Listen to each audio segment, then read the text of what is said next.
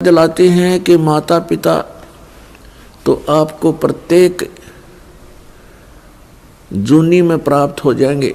पशु बनोगे वहां माता पिता, पक्षी बनोगे वहां माता पिता, लेकिन सतगुरु सेवा और बंदगी ये फेर मिलन की ना। पुण्यात्माओं, मनुष्य शरीर के अंदर ही ये वस्तु उपलब्ध हो सकती है। मनुष्य शरीर के अंदर ही परमात्मा प्राप्ति हो सकती है और मनुष्य शरीर प्राप्त प्राणी को ही सत्संग उपलब्ध हो सकता है। पुण्यात्माओं, सत्संग मिलना बहुत कठिन है। सत्संग उसे कहते हैं जिसमें सच्चा ज्ञान हो। बाकी सत्संग नहीं है। जिनके ज्ञान ऐसे बच्चों जैसे हैं तो क्या वो संत सत्संग करते हैं? जो अभी तक परमात्मा को निराकार बताया करते थे, क्या वो सत्संग करते हैं? वो झूठ बोला करते थे। अभी तक जो ब्रह्मा विष्णु महेश के माता पिता कहते थे इनके कोई माता पिता नहीं है, इनकी जन्म मृत्यु नहीं होती, तो क्या वो सत्संग किया करते? जो संत ये बताते हैं सतलोक में प्रकाश ही प्रकाश है, भगवान है ही नहीं, आत्मा उसमें जाकर के ऐसे लीन हो जाती है जैसे बूंद समुद्र में, तो क्या वो सत्संग किया करते? वो हमारा जीवन नष्ट करते थे और अपना भी जीवन बर्बाद किया करते थे, तो वो सत्संग नहीं थे। और बोले श्रद्धालु उनके द्वारा दिए गए वचनों को सत्संग जानकर निश्चिंत हुए बैठे थे। अब सत्संग आपको अब प्राप्त हुआ है या उन महापुरुषों ने सत्संग किया था जिनको परमात्मा मिले थे? परमात्मा की प्राप्ति के उपरांत जिन्होंने जो वचन बोले वो सत्संग था। उनमें कौन कौन से महापुरुष थे जिनको परमेश्वर प्राप्ति हुई? जो दास के नॉलेज में है उनमें से चंद महापुरुषों के नाम इस प्रकार हैं। आदरणीय धर्मदास साहिब जी, आदरणीय मुलुकदास साहिब जी, आदरणीय नानक साहिब जी, आदरणीय दादू साहिब जी, आदरणीय गरीबदास साहिब जी, गांव छुडानी, जिला झज्जर, हरियाणा वाले, आदरणीय गीसादास साहिब जी, गांव खेखड़ा, जिला मेरठ, उत्तर प्रदेश वाले। इन महापुरुषों ने जो परमात्मा प्राप्ति के बाद जो वचन बोले वो सत्संग था, और इनके अतिरिक्त जो वचन इन महापुरुषों की वाणी से मेल नहीं खाते वो सत्संग नहीं है। अब इन महापुरुषों ने क्या बताया है? अनंत कोट ब्रह्मांड का एक रति नहीं भारे, सतगुरु पुरुष कबीर हैं ये कुल के सिरजनहारे। ना सतगुरु जननी जने उनके माने बापे, पिंड ब्रह्मंड से रहित हैं नावा तीनों तापे। परमात्मा स्वयं भी आकर के क्या बताते हैं कि चारों युग में संत पुकारे, कूक कहा हम हेल रे, हीरे माणिक मोती बरसे ये जग चुगता डेल रे। पुण्यात्माओं, परमात्मा के गुणों में, परमात्मा की लीला में जो सदग्रंथों में वर्णित है, स्पष्ट किया हुआ है कि वो परमात्मा ऊपर सतलोक में रहता, सचखंड में। संत भाषा में उसको सचखंड कहते हैं और वेद भाषा में उसको रतधाम बोलते हैं। रतधाम मीन सतधाम, सतलोक कहो, सतधाम कहो। संत भाषा में परमात्मा की उपाधि सतपुरुष, अकाल मूर्त, शब्द स्वरूपी राम, आदि से कहा जाता है। वेदों और गीता में उसको परम अक्षर ब्रह्म कहा है, सच्चिदानंद घन ब्रह्म कहा है, दिव्य परम पुरुष कहा है। वो परमात्मा हम सब के पिता है। हम अपनी गलती से काल के जाल में फंस गए हैं। वो दयालु हमारे लिए फिर भी भटक रहे। पुण्यात्माओं, अब समय आ गया है, बहुत सतर्क होना पड़ेगा आपको। असंख्य जन्म हो गए आपको इस काल के लोक में कष्ट पर कष्ट उठाते हैं। उसके विषय में बताते हैं, कोटि जन्म तो भरमत हो गए, कुछ ना हाथ लगा रे। और कुकर सुकर खरबा बोरे, कौआ हंस बुगारे। कोटि जन्म तू राजा की, न मिटी न मन की आशा। भिक्षुक ओ के दर दर घूम लिया, ये मिला ना निर्गुण रासा। इंद्र कुबेर ईश की पदवी, ब्रह्मा वर्ण धर्मराया। विष्णु नाथ के पुर को जाके तू फिर भी वापस आया। असंग जन्म तन मरत्या हो गए, जीवित क्यों ना मरे रे। और 12 मद मैल मठ बोरे, बहुर ना दे धरे रे। दोजक बहिष्ट सभी ते देखे, राजपाट के रसिया। 3 लोक से तरपत नाही, ये मन भोगी खसिया। 3 लोक से तरपत नाही, ये मन भोगी खसिया। सतगुरु मिले तो इच्छा मेटे, पद्मल पदे समाना। चल अनसा उस लोक पठाऊं, जो आदि अमर अस्थाना। 4 मुक्ति जहाँ चंपी करती, माया होरी दासी। दास गरीब अभय पद पर से, वो मिले राम अविनाशी।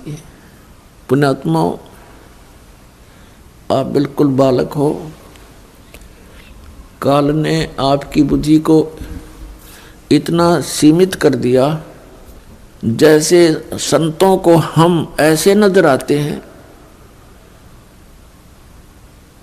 जैसे एक भैंस का बच्चा मर जाता है तो व्यापारी लोग क्या करते हैं, उसके खाल उतरवा लेते हैं बालों समेत, और उसको साफ करके उसके अंदर भूस भर देते हैं, भूस, और ऊपर से चमार से उसको सिलवा लेते हैं। एक पूंछड़ सी लटकती रहती है, और उस भैंस के सामने उस बुत को, उस कार्टून को रख देते हैं, और उसको चाटती है, उसको प्यार करती है, उसको अपना बच्चा मान लेती है। और जब व्यापारी उसको लेकर उस कार्टून को चल पड़ता है, पीछे पीछे भैंस भी या करती फिरती है। अब उसकी बुद्धि इतनी काम नहीं कर रही कि इसमें भूस भर रखा, चाम लपेट रखा, ये तेरा बच्चा नहीं है। तो उन महापुरुषों ने जिनको परमात्मा मिले और सचखंड के दर्शन हुए, उन्होंने हम ऐसे नजर आते हैं कि इस हार्ड मांस इसके अंदर भर के ऊपर चाम लपेट दिया और ये बता दिया, ये तेरा बेटा या तेरी बेटी, इस तरह तुम्हारा परिवार बना दिया। पुण्यात्माओं, आप जी ने थोड़ा विवेक करना पड़ेगा। कितनी बार संतों ने हमें कोशिश की है समझाने की, लेकिन हम इन काल के दूतों से प्रेरित होकर के भगवान के मार्ग को त्याग कर कुमार्ग स्वीकार कर लेते रहे, जिस कारण से हमारी बुद्धि विकसित नहीं हो पाई।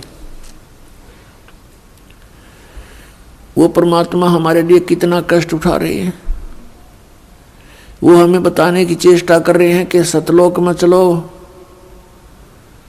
वहां तुम्हें सुंदर शरीर मिलेगा, उसके अंदर ये नाड़ी तंत्र नहीं होगा, 5 तत्वों से बना हुआ नहीं होगा, उसमें ना कोई रोग कोड होगा, उसमें बीपी हाई लो नहीं होगा, उसमें कभी वृद्ध अवस्था प्राप्त नहीं होगी। वहाँ सचखंड के अंदर आप की ऐसी सृष्टि होगी, ऐसा ही परिवार होगा जैसा यहाँ पर है, और वहाँ कोई काम नहीं। अपने आत्माओं, आपकी संतान हुई, आपने मकान बनाए, उन बच्चों के लिए सारी सुविधाएं की और करते ही रहते हो। अब ये नहीं पता पिता की मृत्यु हो जाए, पता नहीं माँ की मृत्यु हो जाती है, और पता नहीं बेटा मर जा बेटी मर जा। तो हम जिस व्यवस्था में सारा जीवन बर्बाद कर चुके, उसका हमें क्या लाभ हुआ? लेकिन हम सोचें क्या इसका विकल्प नहीं? हम देखते उसके साथ भी ऐसी घटना होगी, उसके साथ भी होगी, कोई बात नहीं है, तो होती रहती है। अब परमात्मा ने इसका विकल्प बता दिया, इसका अल्टरनेट बता दिया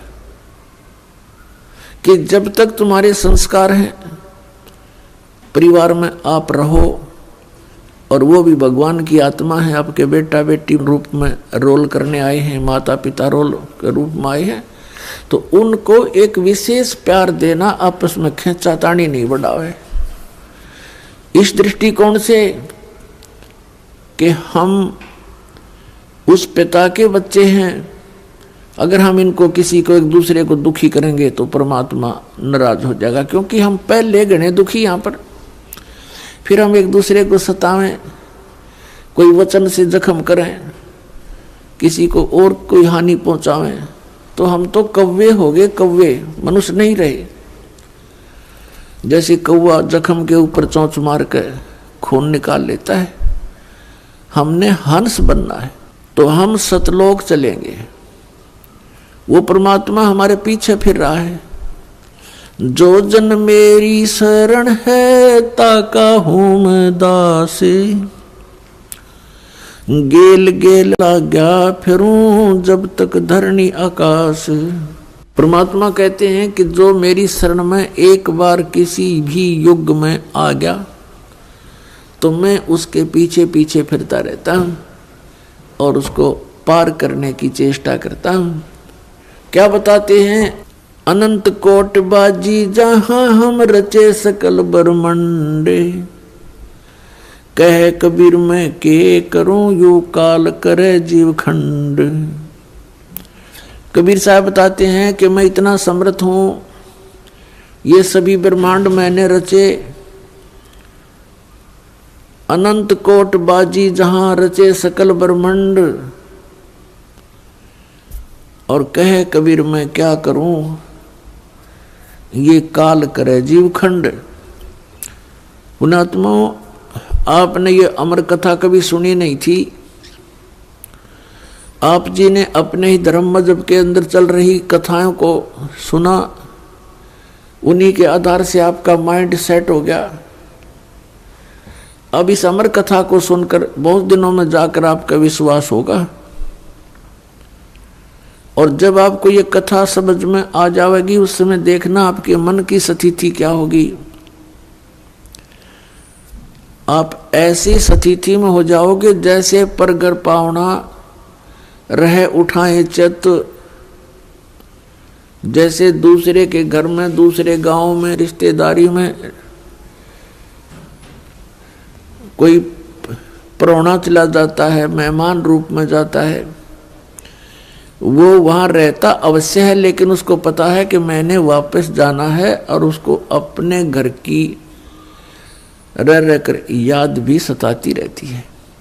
कहते हैं जैसे पर घर पावना रह उठाए चित, तो यहां से आपका ऐसे मन हट जाएगा एक दिन, और फिर सतलोक में आपका अगला कदम सतलोक में होगा। अब परमात्मा ने हमें आकर बताया कि जब सबसे पहले मैं यहाँ आपके दुखों को देखकर इसमें प्रवेश किया काल के लोक में, तो इस काल ने मेरा रास्ता रोकने की चेष्टा की, क्योंकि परमात्मा बताते मैं जोगजीत के रूप में था। जोगजीत वहां एक पुत्र है परमात्मा का, जो सर्वप्रथम 16 उत्पन्न किए थे उनमें से एक है। जोगजीत जानकर मेरे साथ इसने बहुत अड़ंगा अड़ाने की चेष्टा की, लेकिन मेरी शक्ति के सामने ये हताश हो गया।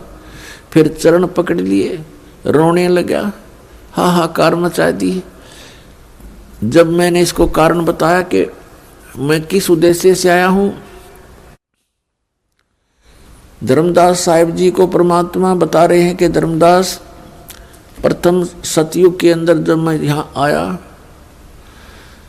तो इसने मेरे साथ बहुत कलह मचाई। जब मैंने अपनी शक्ति का प्रयोग किया तो इसकी नहीं पार बसाई। चरण पकड़ लिए, पैर पकड़ के कहता, जोगजीत आप किस लिए आए हो? तो मैंने इसको बताया कि मैं नीचे जाऊंगा और सभी प्राणियों को बताऊंगा कि यू परमात्मा नहीं है, यू भगवान नहीं है जिसको तुम भगवान मान रहे हो। और एक ऐसा मंत्र दे के आऊंगा, सतनाम, सच्चा नाम, उसका जाप करने वाले प्राणी को तू रोक नहीं पाएगा। और सभी को बताऊंगा कि तुम यहाँ के रहने वाले नहीं हो। तूने इन सब को नशा करवा दिया, तीनों गुणों से एक एक इंजेक्शन लगवा दिया इनको। तो ये चिंतित हो गया। इसने कहा कि हे भगवान, मुझे श्राप लगा हुआ है 1 लाख जीव आहार करने का। यदि आप इन सब को ले जाओगे तो मेरा क्या होगा?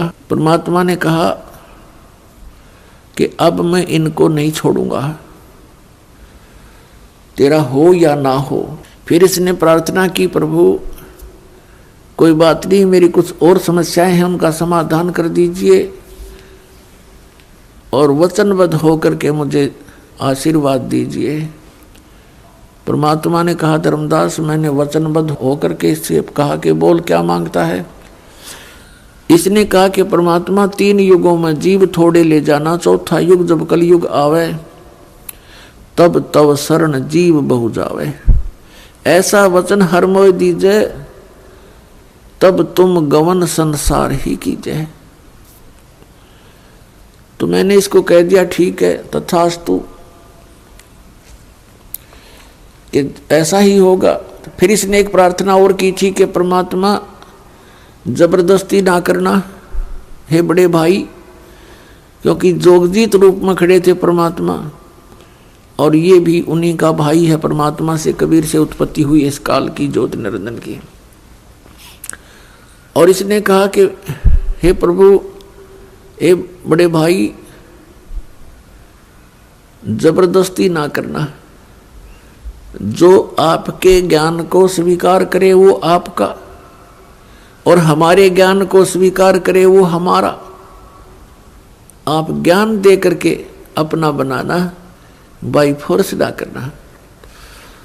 वो तो मालिक को पता। अब यहाँ प्रश्न उठता है पुण्यात्माओं बहुत सी, क्योंकि हमारे अंदर बहुत युगों से ये अज्ञान ठुका हुआ है, भरा हुआ है खचाखच। ये सच्चे ज्ञान को टिकने नहीं देता। ना जाने कितनी शंकाएं उत्पन्न होती हैं। एक शंका तो ये उत्पन्न होगी कि भाई भगवान ने जानी जान, कहते हैं परमात्मा जानी जान है, अंतर्यामी है, सर्वज्ञ है, फिर क्या उनको पता नहीं था ये ऐसे ऐसे वचन मांगेगा? इसको वचन ना देते सतयुग में ही हमें वापस ले जाते। तो ये तो पुण्यात्मा मन की बकवाद हैं, इस तरह के विचार जो जिसके अंदर आते हैं। हम सतलोक में रहा ही करते। यदि हम ऐसे टिकने वाले होते तो पहले ही ना वहीं रहा करते थे। आवश्यकता ही नहीं थी हमें यहाँ आने की, फिर भगवान को यहाँ दुख उठाने की हमारे लिए। परमात्मा को पता था कि सतयुग त्रेता द्वापर में ये प्राणी दुखी नहीं होता। पुण्यकर्मी प्राणियों को मनुष्य जीवन मिलता है सतयुग त्रेता द्वापर में, जिनके बहुत घने पुण्य होते हैं और वो सभी साधना भी करते हैं, मनमुखी साधना करते हैं, शास्त्र विधि त्याग कर भी साधना करते हैं। उनसे सिद्धियां प्राप्त अवश्य हो जाती हैं और उनके पूर्व प्रारब्ध कर्मों के आधार से, किस्मत में लिखे हुए पनों के आधार से उनको सुख होता है, शरीर स्वस्थ होता है। सतयुग में पिता से पहले पुत्र की मृत्यु नहीं होती, जो सबसे बड़ा जख्म होता है पिता के लिए। और पत्नी से पहले पति की मृत्यु नहीं होती, जो पत्नी के लिए बहुत बड़ा दुखदाई होता है। और बहुत लंबी आयु होती है, शरीर स्वस्थ रहता है, आहार बहुत ही अच्छा होता है। तो इस प्रकार जब पिछले पुनों से उसको लाभ होता रहता है, साधना गलत करता रहता है, पाप इकट्ठे होते जाते हैं, पुण्य अक्षीण होते रहते हैं, फिर उसका जन्म त्रेता में होता है। त्रेता में भी ऐसी सती थी लगभग रहती है। फिर द्वापर में होता है, हरे भरे वृक्ष होते हैं, सब जगह जंगल होते हैं, फलदार वृक्ष होते हैं, समय पर वर्षा होती है। तो इस प्रकार ये सोचता रहता है कि जो साधना पूजाएं मैं कर रहा हूँ इनसे मुझे लाभ हो रहा है, अज्ञानता के कारण। तो परमात्मा के ज्ञान को जो पहले वाले साधना से बिल्कुल हटकर होता है उसको ये प्राणी बिल्कुल स्वीकार नहीं करता। अब कलयुग के अंदर ये प्राणी बिल्कुल कर्महीन हो जाता है, पापों की गठड़ी बांध लेता है और पुण्य इसके पास रहते नहीं। ये साधनाएं भी करता है और लाभ कति होता नहीं, या तो नास्तिक हो जाता है या फिर दुख को भोग कर ही अपना जीवन पूरा करता है। और उन अज्ञानी संतों ऋषियों ने, उन्होंने सतयुग के अंदर जो साधनाएं की, अब उनको वो मार्ग मिला नहीं, यह सतनाम उनको प्राप्त हुआ नहीं जो पाप नाश करता है। और जिस कारण से उन्होंने अज्ञान सिद्धांत बनाकर समाज में प्रवेश कर दिया कि कर्म तो भोगना ही पड़ता है, प्रारब्ध में लिखा हुआ तो भोगना ही पड़ता है, इसको कोई चेंज नहीं कर सकता, इसमें कोई परिवर्तन नहीं हो सकता। तो पुण्यात्माओं, हम परमात्मा की खोज इसलिए करते हैं, परमात्मा को इसलिए खोजते हैं कि हमारे जीवन में कोई कष्ट आवे तो वो टल जावे और हमारा कल्याण। कल्याण की तो बहुत बाद में समझ में आती है, पहले तो यही रहता है कि मेरे बच्चे सुखी रहें, मैं स्वस्थ रहूं, कोई ऐसी दुर्घटना मेरे जीवन में ना घटे जो मुझे पीड़ादायक हो। इसलिए हम परमात्मा की खोज में संतों के पास जाते हैं और ये भी हमें मालूम है कि संतों के पास ही उसका समाधान होता है। और ये भी हम सुना करते कि परमात्मा ना जाने किस बेस में आ जा, तो वो परमात्मा कबीर साहब है, वो ना जाने क्या रूप बना करके और कब कहाँ प्रकट होता है और हमारे लिए भटकता रहता है, हमें समझाने की चेष्टा करता है कि तुम इस झूठे सुख को सुख कहे ये मान रहा मनमोद, ये सकल चबीना काल का कुछ मुख में कुछ गोद। तो पुण्यात्माओं, परमात्मा ने प्रोमिस कर रखा है और इसने भी प्रोमिस कर रखा है काल भगवान ने कि कलयुग में जब कितने जीव ले जाना, लेकिन इसमें ज्ञान आधार बनाना। तो पुण्यात्माओं, अब बुद्धिमान समाज हो गया है, इस ज्ञान से अब आप बालक नहीं रहोगे। परमात्मा के प्रयत्न को गहराई से सोचना, वो क्यों भटक रहे हमारे लिए सतलोक न छोड़ के, क्योंकि हम उनके बालक हैं, हम उसकी आत्मा हैं। और इनको काल इसलिए परेशान कर रहा आप जी को कि जितना मैं इनको सताऊंगा उतना ही वो दुख पावेगा। अपने आत्माओं, आप बालक हो, ये हमारे साथ क्यों प्रतिशोध ले रहा कि इसने वहां पहले तो तप करा, फिर तप करा, फिर तप करा, 3 बार, उससे इसने 21 ब्रह्मांड प्राप्त किए, फिर 5 तत्व 3 गुण परमात्मा ने इसको दे दिए कि ले जाओ खेल खिलौनों से। फिर हम इस पर आसक्त हो गए, हम परमात्मा को भूल गए, अपने भगवान से मन हटा लिया, जो हमें सब सुविधा सब सुख देवा था उससे मन हटा करके एक हीरो की तरह हम इसको चाहने लग गए, जिस कारण से हम भगवान के दिल से उतर गए। और देखो सेब कितना अच्छा फल होता है, यदि वो सेब खराब हो जाता है तो वो दुकानदार उसको रखता नहीं, उसकी आत्मा बहुत दुख पावे। एक सेब खराब हो गया, बार फेंकना पड़ा कूड़े में, तो हम वहाँ खराब हो गए थे भाई बच्चों। तो परमात्मा का आत्मा बड़ी दुख पाई कि ये औरों ने भी खराब करेंगे यहाँ पर, इसलिए हमें हमारी ही इच्छा से इनके साथ भेज दिया कि तुम जाओ फिर यहाँ से डेलो टिंडेज के साथ जाके। अब इसने फिर अलग ब्रह्मांड के अंदर परमात्मा ने व्यवस्था की, एक जिस आत्मा ने सबसे पहले स्वीकृति दी थी इस काल के साथ आने की, उसको एक लड़की रूप बनाया जिसको अब दुर्गा कहते हैं। उसके अंदर हम सभी को बीज रूप में भर दिया और उसको शब्द शक्ति दे दी कि बेटी तू जितने जीव कहे यू काल उत्पन्न कर देना, वचन से बोल देना, उतने प्रकट हो जाएंगे। पुण्यात्माओं, हम अज्ञान को सुन सुनकर स्थान स्थान पर हमारा माइंड, हमारा मन अड़ जाता है कि ये कैसे हो सकता है। जैसे एक समय ऋषि वाल्मीकि जी ने एक कुशा से डाब से पुत्र बना दिया था सीता के लिए और पालने में लुटा दिया बना करके। सीता जब कपड़े धोकर आई तो पुत्र को देखकर पूछा, पिताजी ये पुत्र किसका है? कि बेटी क्या बात, आपका नहीं है? कि मैं तो पुत्र को साथ लेकर गई थी कपड़े धोने के लिए। ऋषि जी ने सोचा था कि लड़की के बच्चे को कोई उठा ले गया है, जंगली जानवर वारो रो मर जाएगी, इसलिए उसने एक लड़का उत्पन्न कर दिया है जिसका नाम कुश रखा और लव सीता से उत्पन्न हुआ था श्री राम के सहयोग से। तो कहने का भाव ये है कि उस ईश्वरीय शक्ति को थोड़ी बहुत संग्रह करके ये ऋषि लोग भी चमत्कार दिखा देते हैं, और वो तो परमात्मा के पास तो ये चमत्कार थोक के भाव के हैं। तो ये अलग ब्रह्मांड में जब रखा तो दुर्गा के साथ इसने दुर्व्यवहार करना चाहा। दुर्गा ने इसे बहुत प्रार्थना की कि मेरे से ये जुल्म ना कर, तू मेरे पास वचन शक्ति है, मैं जितने जीव तू कहेगा मैं उत्पन्न कर दूंगी। पिता ने वचन दे रखा, इसने नहीं माना, बकवाद करी, उसके साथ जोर जबरदस्ती करनी चाहिए तो लड़की ने उसके पेट में शरण ले ली सूक्ष्म रूप बना के। तब परमात्मा ने जोग जीत रूप में आके उस ब्रह्मांड में इसको कहा था कि आज से तुझे एक श्राप लग गया, 1 लाख मानव शरीरधारी प्राणी जीव खावेगा, 1.25 लाख उत्पन्न करेगा।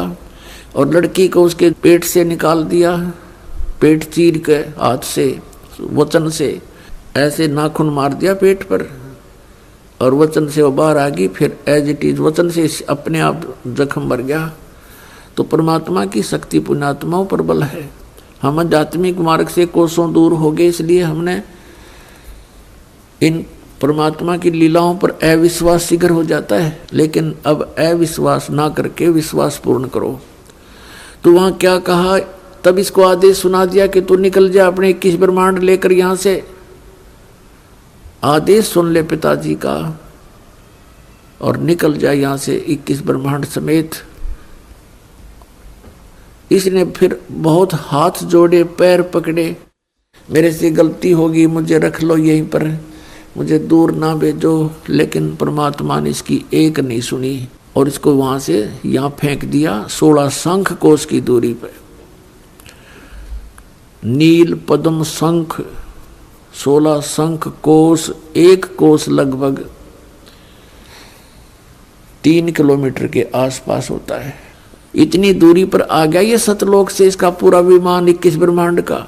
तो इसने उसके बाद से परमात्मा से प्रतिशोध लेने के उद्देश्य से हमें या इतने दुख देता है कि एक पल भी चैन से ना टिक सके, सांस ना ले सके। अब देखते हो पुण्यात्माओं, पशु पक्षी ये कितने कष्ट उठाते हैं। आप देखते हो मनुष्य जीवन में कोई सुखी है? इस झूठे सुख को सुख मान बैठे हैं हम, और परमात्मा हमें याद दिलाते हैं आकर के कि तुम काल के जाल में हो। आप जी को इसने मिसगाइड करके इतना ही सीमित कर दिया आपकी बुद्धि को, संतानों उत्पत्ति को ठीक कर लेना सारा जीवन, ये सोच करके बुढ़ापे में सुखी होऊंगा मैं, बुढ़ापे में मेरा जीवन ठीक कट जाएगा, बढ़िया कोठी बना दूं, बच्चों को सुखी कर दूं, गनाए धन बना दूं। अपने आत्मा बुढ़ापे तक, पहली तो ये बात है कि बुढ़ापे तक आप रहोगे कि ना रहोगे, वृद्धावस्था तक। और वृद्ध अवस्था होने के बाद फिर सुख कहाँ से? वृद्ध अवस्था में सपने में भी सुख नहीं है। तो हमारी सारी ही सोच इस टाइप की थी जो हमें केवल दुख दे सकती है, सुख नहीं। बुढ़ापे में कभी तो जाड़ पड़वानी, कभी आंख बनवानी, और कभी कोई बच्चा कुछ बोल रहा है, कोई पुत्र वधू कुछ कह रही है, कहीं पौत्र को कोई गड़बड़ होगी, कहीं पौत्री का गड़बड़ होगी, कोई देवता मर गया, कोई देवती मर गई। तो ये सब कष्ट उस व्यक्ति को होते हैं जो वृद्ध अवस्था प्राप्त कर चुका है और सोचा नहीं होता बुढ़ापे में सुखी हो जाऊंगा, इब तो धंधा करके बच्चा ने पाल पोष दूं। तो पुण्यात्मा बुढ़ापे में तो जिए जानेगा जिसा सुख होगा तुम्हें। तो इसलिए परमात्मा हमें याद दिलाते हैं कि जिस प्रोसेस में आप अपना सारा जीवन न्यौछावर किए बैठे हो, ये आपकी महाभूल है। इसके साथ साथ और भी कार्य आपका एक अनिवार्य है, वेरी इंपॉर्टेंट है, उसको तो आपने शुरू ही नहीं किया। अब जैसे हम देखा करते थे, बुजुर्ग आपस में बैठ कर बतलाया करते थे, क्या कहते थे, और भाई कुशल हो? तो वो कहता था मौज हो रही है, कत्ती ठाठ हो गए, 2 बेटे थे 2 बेटी, सबका विवाह कर दिया, पुत्र पर भी पुत्र हो गया, पुत्रियों पर भी पुत्र हो गए, और बस मेरा तो जीवन सफल हो गया। अब बेशक उठा ले भगवान मने, मुझे बेशक उठा ले परमात्मा, मेरा काम पूरा हो गया। अब इस तत्व ज्ञान की रोशनी में पता चला कि खाक पूरा हो गया तेरा समय, जीवन कहाँ से सफल हुआ? जीवन तो बर्बाद हो गया आपका। और जो कुछ भी आपको प्राप्त हुआ ये तो पूर्व प्रारब्ध में आपका लिखा हुआ था, आपका किया हुआ नहीं, आपका चाहा हुआ नहीं। जैसे संतान होते ही एक ऐसी हमारी मन में काल ने ऐसी प्रेरणा कर रखी है कि हे भगवान बच्चा हो और पुत्र हो, पहला पुत्र हो फिर पुत्री वैश्यक हो जा, ऐसी टेंडेंसी श्लोक वेद से हमारी बनी हुई है जो बिल्कुल व्यर्थ है। अब विवाह हुआ, प्रथम लड़की होगी, फिर सोचा ये भगवान दूसरा तो पुत्र होना चाहिए, दूसरी भी कन्या होगी, फिर कहा हे भगवान तीसरा तो पुत्र हो, तीसरी भी कन्या होगी, चौथी आशा पुत्र की थी, चौथी भी कन्या, पांचवी भी कन्या होगी। तो क्या आपका किया हुआ या आपका चाहा हुआ? नहीं, जो आपकी किस्मत में था वही आपको मिला। तो आप कहते हो कि मेरा जीवन सफल हो गया, ये तो आपका होना ही था। आपने जो इस जीवन में एक इम्पोर्टेंट कार्य और करना था, अनिवार्य कार्य करना था, वो तो तुमने स्टार्ट भी ना किया। इसकी याद दिलाने के लिए परमात्मा सतलोक से आते हैं। यहाँ के भगवान और यहाँ के ये संत हमें केवल इस माया में ही डबोते हैं, इसी में डालते हैं, हमारे को बाहर निकाल नहीं सकते क्योंकि इनकी पावर नहीं। वो तो स्वयं आते हैं या अपने ही संत बना करके यहाँ भेजते हैं, अपनी भक्ति शक्ति से चार्ज करके भेज देते हैं, और फिर वो संत ये काम किया करते हैं। नहीं, आम संत की कोई औकात नहीं जो काल के सामने इस प्रकार का कोई कदम उठा ले। अब क्या बताते हैं परमात्मा, हम सुल्तानी नानक तारे दादू को उपदेश दिया, जात जुलाहा भेद न पाया वो काशी माहे कबीर हुआ, गोता मारू स्वर्ग में जा बैठूं पाताले, गरीबदास ढूंढता फिरूं अपने हीरे मोती लाले। परमात्मा कबीर साहब कहते हैं कि गोता मारूं स्वर्ग में और जा बैठूं पाताल, कह कबीर ढूंढता फिरूं अपने हीरे मोती लाल। अब जैसे आपको कल सत्संग के अंदर दिखाया था, रूबरू करा था उन पवित्र सदग्रंथ वेदों से। उसमें क्या लिखा कि परमात्मा ऊपर ध्युलोक यानी तेजो में शरीर में और तेजो में लोक में राजा के समान विराजमान है, और वहां से गति करके नीचे आता है और बहुत अत्यंत गतिशील पदार्थ के समान, जैसे आकाशीय बिजली गिरती है नीचे बहुत स्पीड से, ऐसे परमात्मा सतलोक से गमन करके चल के यहाँ आते। तो वो परमात्मा अच्छी आत्माओं को मिलते हैं, उनको उपदेश करते हैं, तत्व ज्ञान से परिचित कराते हैं, अपने से परिचित कराते हैं। तो उन महापुरुषों ने जो ज्ञान दिया वो परमात्मा से प्राप्त ज्ञान दिया। उनमें से अब्राहिम सुल्तान अधम भी एक महापुरुष हैं। अब्राहिम सुल्तान अधम ये कौन थे? एक बल्ख नाम का शहर है, बल्ख बुखारा, इराक के अंदर, और वहाँ का एक अब्राहिम सुल्तान अदम नाम का एक मुसलमान बादशाह था। पूर्व जन्म के संस्कार से उसके इतने ठाठ कर रखे थे, भगवान ने 18 करोड़ घोड़े खरीद रखे थे। पुण्यात्माओं, जब तक इस प्राणी को तत्व ज्ञान नहीं होता, यहाँ के ये कंकर पत्थर जोड़ने में ही लगा रहता है। उसने कहते हैं 16,000 औरतें से विलास करता था, 18 करोड़ घोड़े। गांव में पहले यदि एक घोड़ा किसी के पास होता तो बहुत बड़ा वो वहाँ का ठाकुर माना जाता था, बड़ा रईस व्यक्ति माना जाता था जो घोड़े पर चलता था, एक घोड़े पे। जैसे आजकल तो जिसके पास कार है उसको बहुत अच्छा धनी मानते हैं, तो उसमें घोड़े से ही उसके धन को क्या करते थे, काउंटिंग करते थे। तो इस प्रकार 18 करोड़ घोड़े उसके पास, और ऊंट 8 तक गिनती नहीं, बहुत गिने थे। कहने का भाव यह है कि सर्वसंपन्न राजा था, लेकिन पिछले संस्कार भी साथ होते हैं। अब वो चाहे कितने ही सुख को प्राप्त है, लेकिन परमात्मा की चाह आत्मा को फिर भी बनी होती है।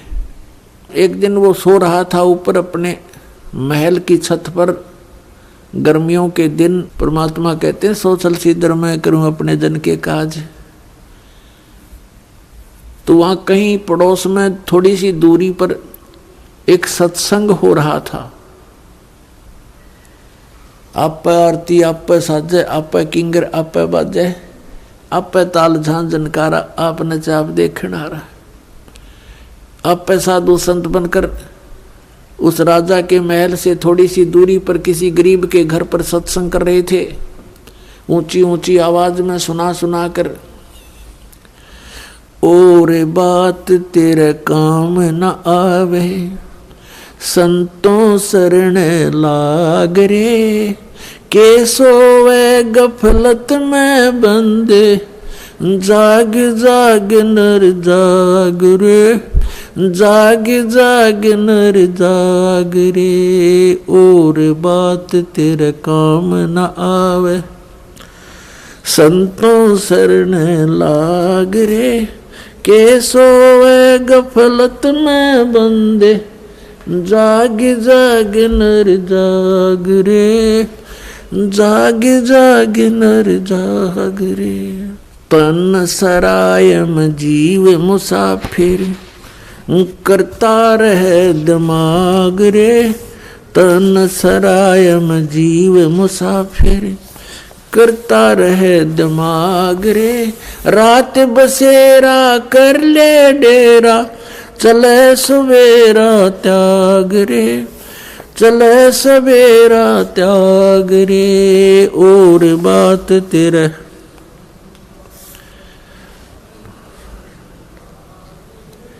के सोए गफलत में बंदे, जाग जाग नर जाग रे, जाग जाग नर जाग रे। इस तन सरायम जीव मुसाफिर, करता रहे दिमाग रे। इस तन सराय में जीव मुसाफिर करता रहे दिमाग रे। रात बसेरा कर ले डेरा चले सवेरा त्याग रे, चले सवेरा त्याग रे। और बात तेरे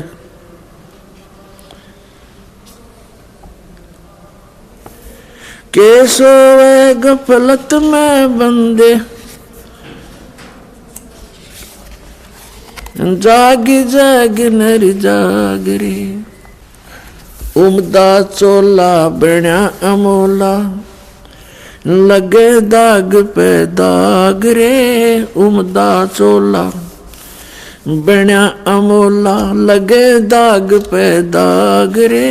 2 दिन की गुजरान जगत में क्यों जले बिरानी आग रे, जले बिरानी आग रे। अर सुमरे सो हंस कवावे ये कमी क्रोधी कागरे।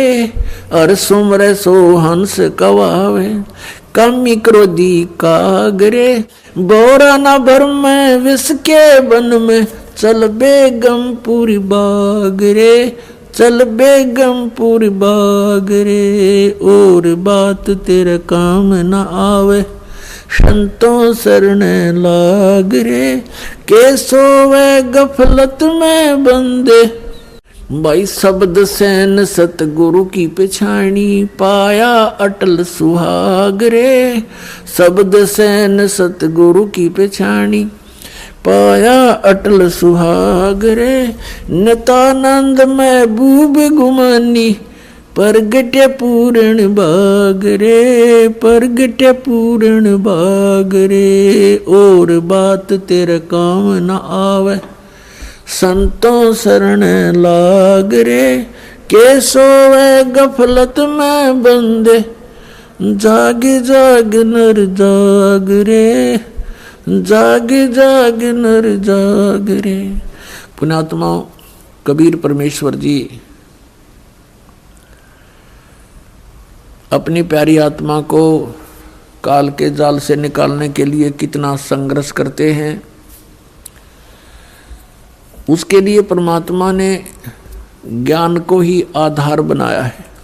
अब्राहिम सुल्तान अधम बहुत ही अच्छी आत्मा का व्यक्ति था।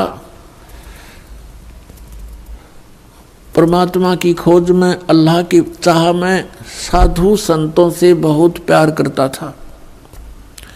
उसको जहाँ भी कोई संत मिल जाता या किसी संत की महात्मा की वो चर्चा सुनता, या तो उसको अपने पास बुला लेता था या स्वयं दर्शनार्थ चला जाता था। अपने आत्माओं काल ने तो ऐसा कर रखा हमारे साथ, ये नकली संत, नकली पंथ और डुप्लीकेट ज्ञान सुना के कि इनको नास्तिक बना दूं। एक संत के ऊपर वो बहुत विश्वास किया करता था और वो अब्राहिम सुल्तान उस फकीर के पास बहुत ज़्यादा उसके पास जाता था या उसको अपने पास बुलाता था, खूब दक्षिणा दिया करता था। और वो 1 नंबर का पाखंडी था। एक बार राजा ने, क्योंकि वो बहुत धनी व्यक्ति था, बहुत धनी राजा था, वो जूते जो होते हैं जूती पे पहना करते, पहले आप जूते कहने लग गए उन्हें। उन जूते होते थे, जो जूती थी, एक जूती की कीमत 1.25 लाख रुपए थी। उस समय का तो 1.25 करोड़ हो गए एक जूती की कीमत। उस जूतों के ऊपर हीरे, पन्ने, जवाहरात, मोती सब जगह उसमें गठे होते थे। एक उस राजा ने एक अंगूठी बनवाई जो बहुत कीमती थी, सोने की, उसके अंदर हीरे, मोती और ये इस तरह के कुछ नग लगवा रखे थे, बहुत ऊंची, अच्छी, चौड़ी। अब उस संत की वो बहुत आदर करता था, विश्वास किया करता था एक फकीर पर। वो डुप्लीकेट ठग था। उसने राजा की अंगूठी देखी। जूते तो मैं छुपा नहीं सकता, अंगूठी कैसे ले सकता हूँ। उसने वैसी ही अंगूठी एक डुप्लीकेट बनवा ली, पीतल की, मिलती जुलती कती। और राजा से कहा कि राजा आज नौका विहार करते हैं, मेरे साथ चलो। राजा तुरंत तैयार हो गया फकीर का आदेश मानकर। नाविक नौका चला रहा है, राजा और फकीर उसके ऊपर कुर्सी पर बैठे हैं। अब फकीर ने कहा कि राजन, ये अंगूठी कैसी बनवा ली, कैसी है, दिखाना मुझे। अंगूठी कब बनवाई? कि जी अभी बनवाई है, कुछ दिन हो गए, कई बार पहन ली, आपके ध्यान नहीं गया, देखो देखो निकाल कर। राजा ने कहा देखो देख लो, देखो ऐसी है। अब वो तो डुप्लीकेट था, उसने लेकर ऐसे और कहा, उसने क्या कहा कि हम फकीरों के क्या काम ये अंगूठी। अब वो ओरिजिनल पल देखता रहा और कहा देखो राजा, ये इधर क्यों जा रहा नाविक तू? तो राजा का ध्यान उधर हुआ, वह डुप्लीकेट निकाल ली, वह डाल ली, हाथ में ले ली और कहा राजन, अंगूठी तो बहुत अच्छी है पर साधु संतों के क्या काम की, जल में फेंक दी। अब राजा ने सोचा भाई बड़ा त्यागी विरागी महात्मा, इसको तो संसारिक धन से भी कोई लगाव नहीं है, और ज्यादा आस्था होगी इसमें। फिर खूब वो दान दे राजा, रो कर नहीं हमें क्या जरूरत है, हमें क्या जरूरत है, कोई नहीं दे दे, हम लगा देंगे, इधर भंडारा कर देंगे। अब नाट्य भी ले भोली आत्मा जो होती है वो श्रद्धालु, वो केवल अपने स्वभाव का ही प्रयोग करते हैं, सामने वाले की बकवादों पर ध्यान नहीं देते हैं। इसका दुरुपयोग किया इन लोगों ने, नकलियों ने।